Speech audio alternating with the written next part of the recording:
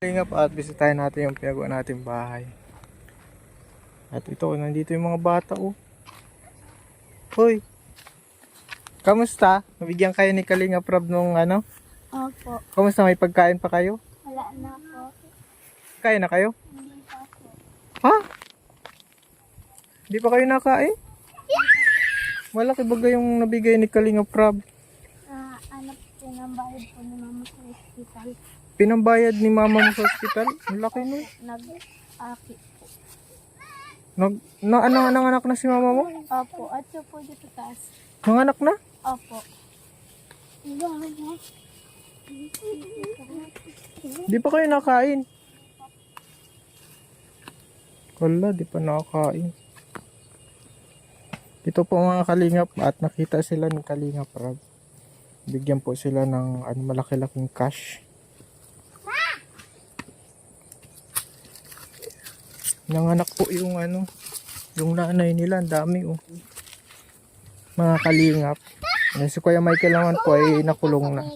Nagawa po natin yung bahay na yan para kina Tutoy at Melissa. Pero si Melissa po nasa ano ba? DSWD.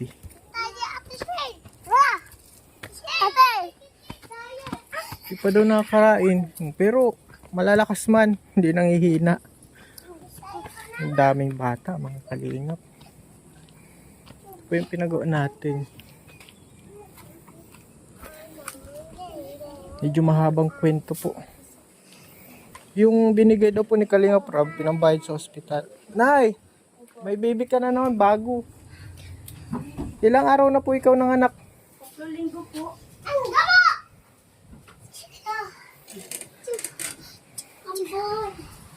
Nabigyan po yung Kalingap Rob to ng pera yung anak niyo.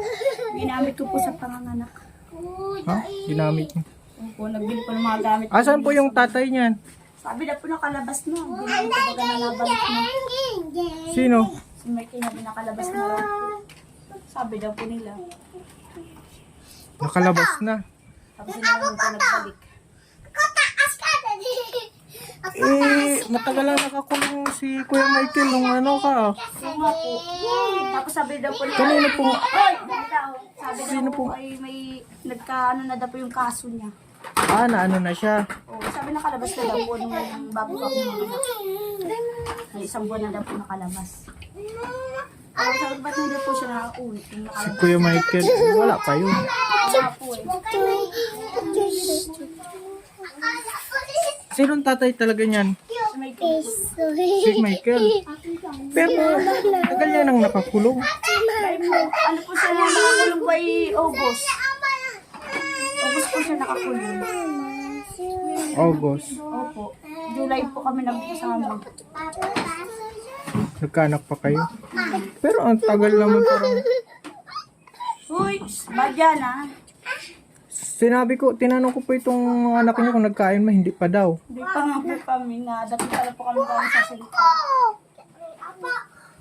Nagamit po kasi namin yung binigay sa akin ng vlogger ng Kalingap Rob po yun. Inano po kami, nagbili pa ako ng mga gamit po sa panganak.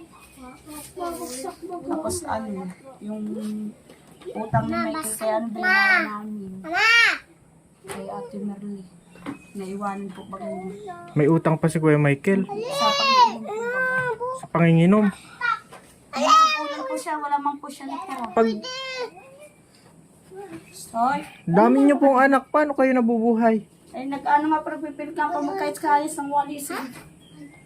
Kahit anak lang. Kunin si Lucy. Buti nga po nabigyan kayo ni Kalingap Rob. Kung hindi kayo nabigyan ni Kalingap Rob, baka hindi kayo nanganak.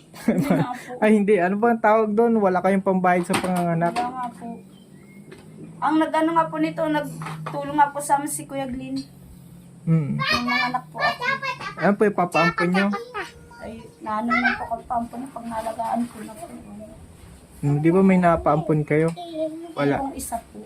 Nasaan na po? Nasa kay doktor na po. Kay Delta Quezon City po. Grabe. Ano nga po dagok sa amin dito. Ito nga po, kukunin daw po ito ni Kuya Glyn pag-i-school. Sino? Buti. Mas Kaya lang okay po, ito na. lang pong isang kukunin. Doktor daw. Yung midwife po baga sa, ano, Midwife. Pag-aaralin. may ari po baga ng nyugan dyan. Pag-aaralin daw po ito. Kaya sa sunod na taon. Kaya mangyayari, ito na lang mga kasama ko. Mga maliliit. Sinong kukunin? Ito po. Pangalan? Ano pangalan? Chin-chin. Chinchin, tulungan mo sila mama mo pag okay na kayo. Tinatanong ko na po yun. Pag-aaralin ka, may pag-aaralin. Pero, ano ka lang, grabe na yung nyo, grabe na yung nyo, pinagdaanan Grabe nga po. Kung saan na din po kami natira. Oo. Marami po dinanas namin. Wala na din naman po akong pamilit na sa malalayo naman po. Nasa Kung Quezon. nakalaya na si Kuya Michael, ano daw ang resulta ng kaso? Ano daw po yun? Daw po ba? Ang sabi naman daw Kung po, rape, hindi yun makakalaya. ang sabi daw po kasi nag-ano daw po sila sa hearing. Hindi man po ako nakakadalawat. Oh. Nag-ano daw po sila sa hearing. Nag-ano daw po yung bata na parang nag-ano po yung bata na tinukduan lang daw po siya. Ay siya. Oo. Nagsabi daw po yung bata tama na po, hindi man po si Papa ang may gawa sa akin. Ang may gawa daw po yung kinakasama daw po ng asawa. Yun daw po ang nag-ano sa kanya. Yun na pong naano ko sa Kinakasama nung asawa ng babae. kanya. Opo, yun daw po ang sabi niya. Ganun daw. E paano yung pambubugbog niya kay Totoy? Ayun nga po, ang ano naman sa kanya. Ay sana totoo. Totoo na hindi talaga niya ginalaw si Melissa. Nagsabi daw po yung si Melissa na tama na po, hindi man po si Papang gumawa. Yun Kaya ang sabi. nakalaya. Opo, yun ang sabi. Sana totoo yan. Ano? Oo. Kasi hindi namin matatangkap na talagang nangyari. Ang inano ko po pati, Tinulungan kung naman talaga po namin siya nakalabas, hindi po sabihin hindi siya mapaalam dito, magtatrabaho siya. Babalik po yun dito. Kuya Michael, kung nakalabas ka na, sana panood mo ito. Pwede ka magpakita sa amin para linisin mo yung pangalan mo sa mga ano. Anong plano mo na ngayon? Wala kayong makain o paano yan? Yun nga po, sabi ko nga dito, magano nga kami ng mga siliging. Sabi ko ganyan. Pasensya na magbigay ako sa iyo ng pagkain lang, ha?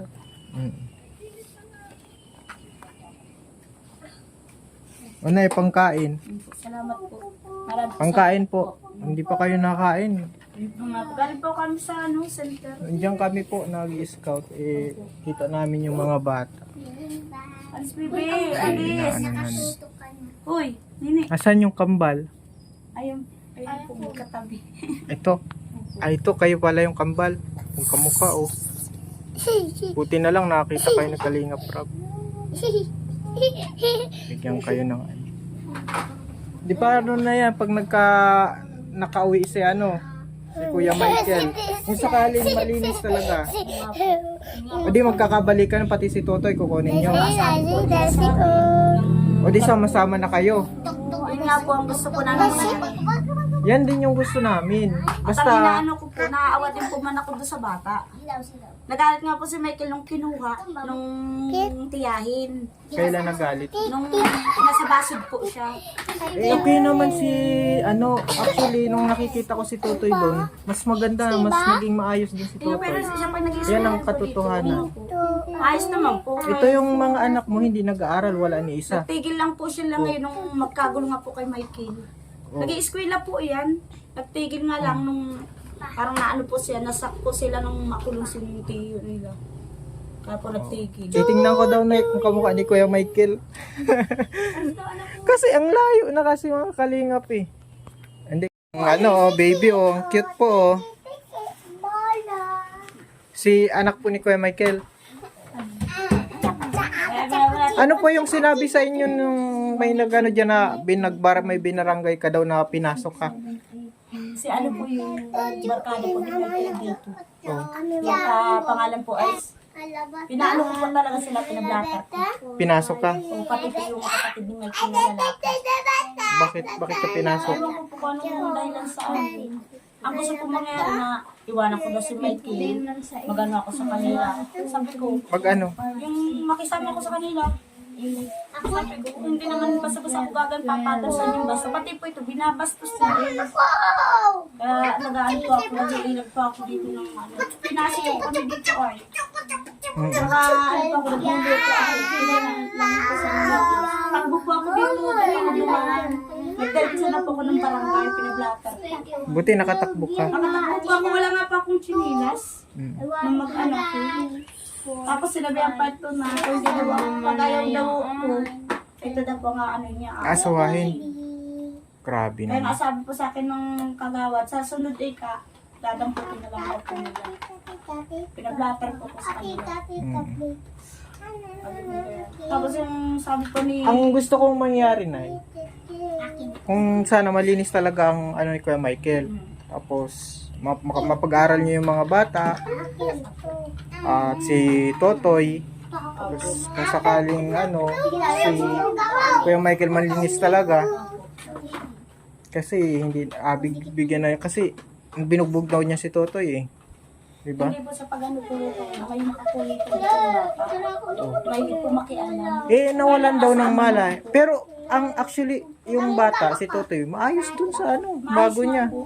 Bago niyang tinitirhan. Okay na. Si Michael man po kasi ano din po sa mga anak. Kasi nag-aaway din po kami niya na. Kumbaga siya. Pag nangigising po siya, ito rin nilalagat ako yung bata. Nilalagat po talaga niya. Kaya Pag ginigising. Sabi ko hindi naman tama yung ginagawa sa mga anak niya. Ako ang dami kong anak pero hindi ako nananakit sa mga anak ko. Sabi ko sa kanila. Tama yung palo lang sa puwit. Hindi po talaga ako namamano kahit sa mga anak ko. Ay makulit man yan masyado. Kahit Mga sinasabihan ko na lang po sila yung pinagsasabihan ko sa kanila kung ang tama ng ginagawa nila. Mahirap din po mamalo. Mahirap din po tayo mga picturean din ng DSWD. Pag napasobrang pamalo sa mga bata. sana nga totoo yung chismis. Kaya Balita. sabi po sa amin ni Doc, yung nag-ampon doon sa anak. Oo. Wag daw muna ako magtiwala. Hiwalayan ko raw. Baka gawin din daw sa mga anak ko, lalo na po puro babae. Oo, di Ano ba? ang sabi sa akin? Ang tanong ko po pa din, sabi ko, bakit? Paano yung anak niya? Anak niya yan eh. Ayun nga po sa bakit siya tumakbo sa pulis kung wala siyang kasalanan? Sino? Kuya, si Mickey. Sa pulis siya. Nagtago po ba yan? Nagtago sa pulis. Nung inuhuli na po siya ng pulis. Ayaw muna kay Michael. Hindi gusto ko kasi may anak po kami, kaya lang ay... Sabi ni Doc. Guluan. Hindi, sabi po ni Doc ay... Buti may tumutulong sa inyo si Doc, no? Hindi mo pa, mayroon pa kami nagkakaano pag wala pong cellphone. Wala na po kami kontak mo sa anak kapag wala cellphone. Paano na anong plano nyo? Ay, kung babalik po siya, hindi po kami. May mga makakatulong din na kahit paano. Kaya lang kayo may hindi manahalis sa kanya yung pag-iinom. Ano po siya, may hanap po siya. Walang pambayad sa sa pinangiinom. Yun ang ano ko din po sa kanya, manod ko siya sa inyo. Pero man ako gusto po niya nila bumalik. At ano po siya sa tiyuhin nila. Pabalik daw po sa kanila. Ano natin, pag-pray natin ay ha. Nadalangin ka lang. Walang paknat na panalangin kasi Ako sa sarili ko po, kuya. oo. Sabi ko sanang karaos kami ng ano na ito. Kinukuha nga niya ni Kuya Glenn. Yung maliit, Ito pong malaki. ay yung malaki. Pag-iistilahan daw po. Oo. Kana. Salamat kay Kuya Glenn po, mga kalingap.